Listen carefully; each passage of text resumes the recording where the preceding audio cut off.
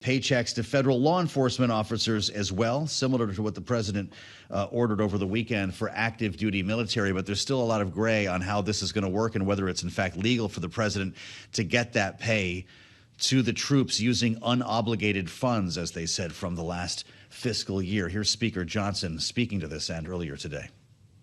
If the Democrats want to go to court and challenge troops being paid, bring it, okay? I'm grateful for a commander-in-chief who understands the priorities of the country, the necessity of national defense, and the urgency that we all feel and have voted for 8 times. Republicans have voted in Congress 8 times now between House and Senate to fund the troops and pay federal workers in all these essential jobs and agencies because we understand the necessity of that. Meanwhile, the Democrats voted 8 times to block their paychecks. I'm grateful we have a president who is willing to step up and do the right thing. Speaker Johnson now floating the prospect, as I read in the Associated Press, of the longest ever shutdown. Quote, "We're barreling toward one of the longest shutdowns in American history," unquote. The Associated Press quoting him to say that he will not negotiate with Democrats until they hit pause on their health demands and reopen the government. Now, that shift in rhetoric, the longest ever, being matched by the White House, with Russ Vought suggesting on social media that the OMB is making every preparation to batten down the hatches, the cliche that he grabs, and ride out the Democrats' intransigence. Pay the troops, he says, pay law enforcement, continue the rifts, and wait. OMB making every preparation to batten down the hatches and ride out the Democrats, as I mentioned. Now, we're in our 3rd full work week today here with no end in sight. And as I mentioned, there'll be an 8th vote on the Republican-led stopgap funding bill. If you're with us on Bloomberg TV or on YouTube, you see the tweet there, the post from the Office of Management and Budget. We assemble our panel for their take on this, and I will add that we do expect to hear from the president a bit later on today. He's going to be hosting President Javier Milei if he does arrive at the White House. He's late at this point, and there's also an event scheduled for later on in a ceremony honoring the late Charlie Kirk. Bloomberg Politics contributors Jeannie Shanzano and Rick Davis are with us. Jeannie is Democracy Visiting Fellow at Harvard Kennedy School's Ash Center. Rick is our Republican strategist and partner at Stone Court Capital. What do you make, Jeannie, of the shift? And I realize it's a nuance, but the shift in Republican rhetoric, not only will we not negotiate with Democrats until the government is reopened, but we're prepared for the longest ever shutdown. Time to batten down the hatches at the administration. Will Democrats be able to wait them out? Yeah, I think we're going to have to wait and see. The reality is it is a really important shift that you're talking about because we've heard it from both the speaker and we've heard it from the White House and we've heard it from the OMB director, and they are taking active steps to remove all the pain that could get these sides together and talking by paying the troop, paying law enforcement, keeping WIC afloat. And so what then are the pain points that will actually bring these two sides together? It's hard to see them coming down the pike anytime soon. That's distressing. And it's also distressing to listen to the speaker talk about the fact, we welcome seeing you in court if you're going to be fighting against paying the troops. Nobody that I know of on the Democratic or Republican side is fighting about paying the troops. What we should be fighting about is the fact that the branch of government that you, Speaker, run is completely abandoned its role as the first and most important branch of the greatest country in the world.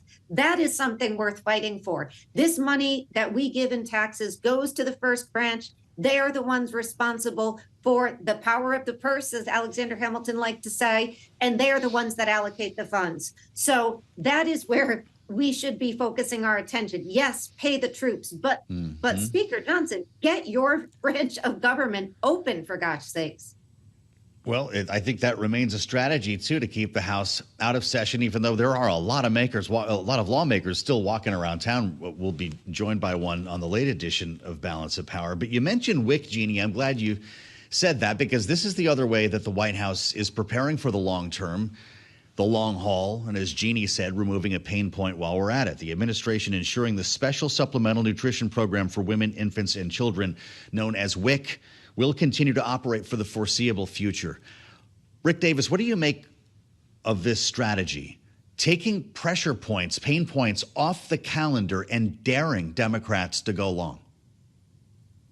Look, I mean, this administration and the Republican leadership in Congress, they're not trying to punish the individuals who are, government agencies, working at government agencies, supplying these important services. I mean, they do become part of the fodder in the debate. But what they're trying to do is get Democratic leader in the Senate. It's really a target of one, Chuck Schumer, to come to the table and pass a CR and frankly de-escalate this whole thing. I mean, Jeannie talks about like all these big issues about being the rightful place to initiate funding for the government in the House of Representatives. House has done their job. They passed a clean CR. It's exactly what we've done 100 times before when we've had to do a CR. In fact, it's even easier than it's been in the past because Republicans and Democrats have always attached riders to make a point. And the reality is it's just the wrong fight for Schumer to fight. This administration's cagey, all right? They're gonna make sure that the wheel gets oiled so that it doesn't squeak too loudly.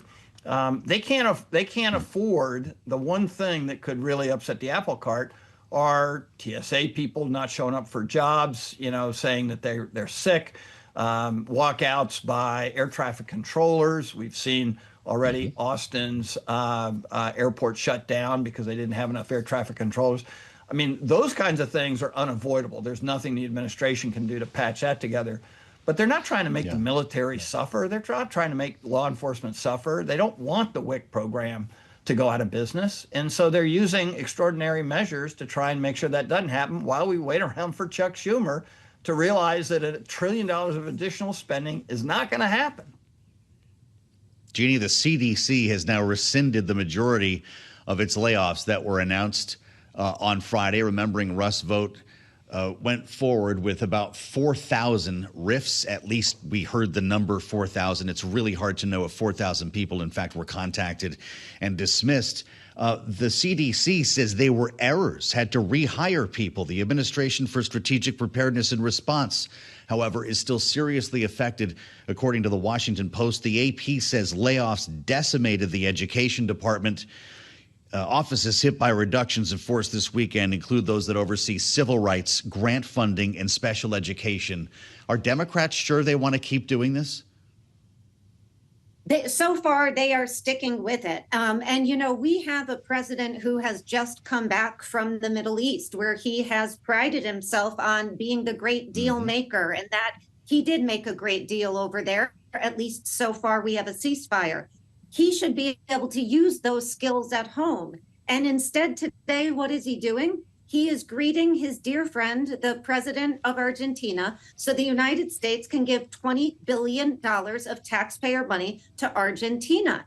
And now Rick is talking about the fact they want to get Chuck Schumer back. Well, what about helping the people in the United States who are both been laid off, both under Doge and during the shutdown, which is an excuse for more federal layoffs, and also all of the people who are millions by any estimation, just ask Marjorie Taylor Greene, who are going to lose their health care as a result. Instead, this person who ran for office promising to make America great and America first is giving his dear libertarian conservative president of Argentina a $20 billion investment from U.S. funds, even though Brooke Rollins and others from, looking at the soybean issue have said this is a mistake.